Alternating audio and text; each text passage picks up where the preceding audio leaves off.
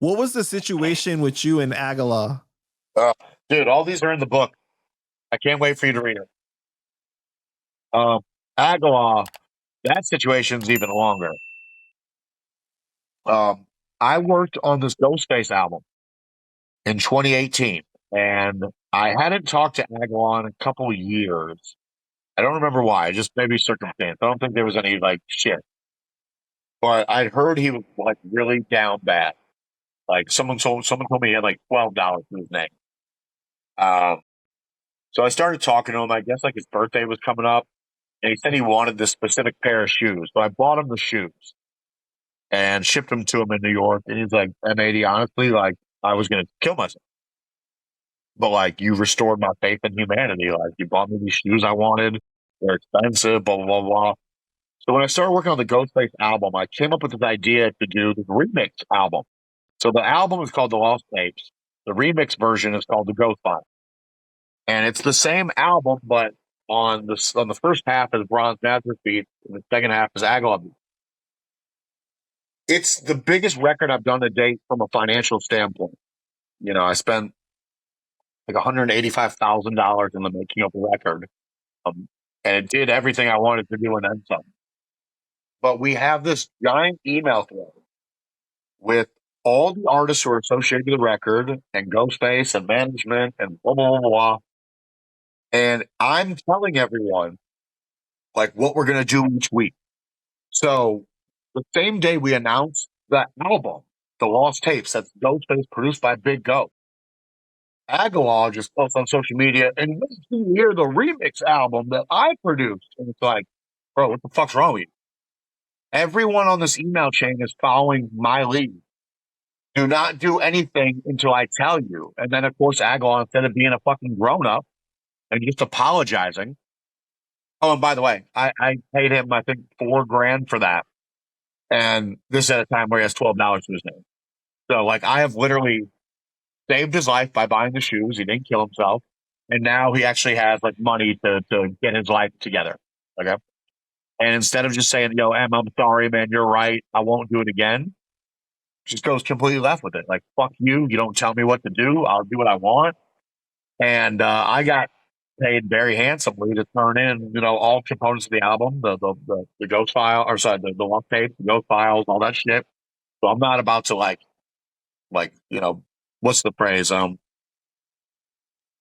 bite my nose to spite my hand or whatever the fuck. You know, I'm not gonna like pull the label and be like, we're not running with the Agallah remix side anymore. Like, fuck that dude. You know, I just let it happen.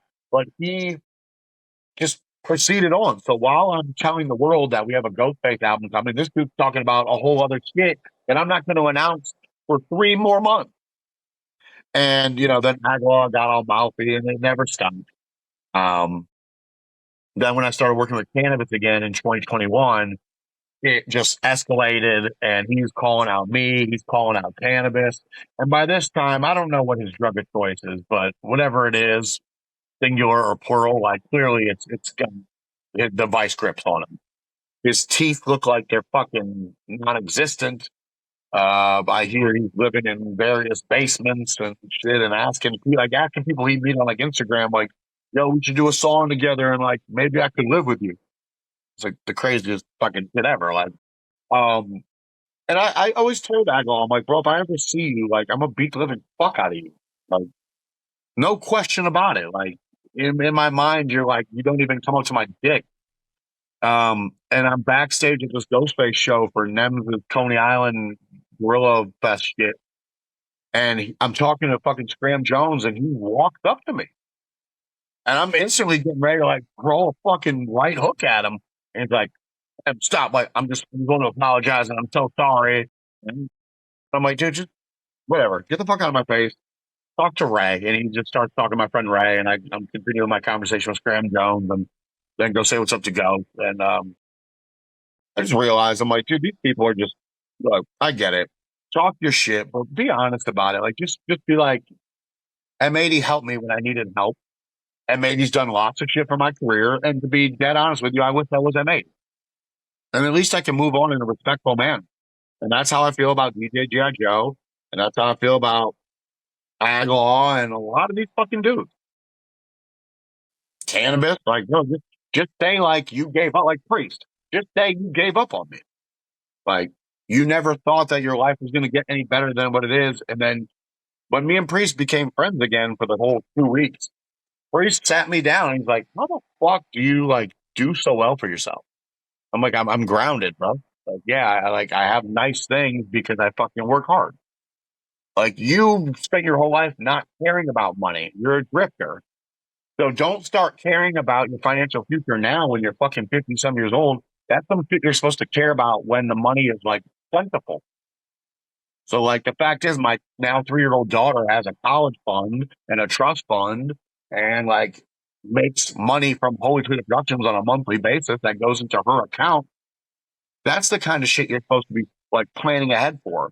And these people are looking at like how they're going to afford their next bar tab, how they're going to cop their next drug stack. Like we live completely different lives. Yeah, I've heard quite a few stories about Agallah, and they weren't very positive. And he recently just even went off on Lloyd Banks. I don't know if you saw that. And he was like, Yo, did you see the shit with him and Buckshot? yeah, I remember. Like Aguilar's somehow always in the mix. And then I was making fun of Aguilar because like Kobe Bryant died and he's got a Kobe Bryant tribute. Sean Price died, he's got a Sean Price tribute. Project like this is the king of like you die and I got a song ready to come out the next day with you or for you.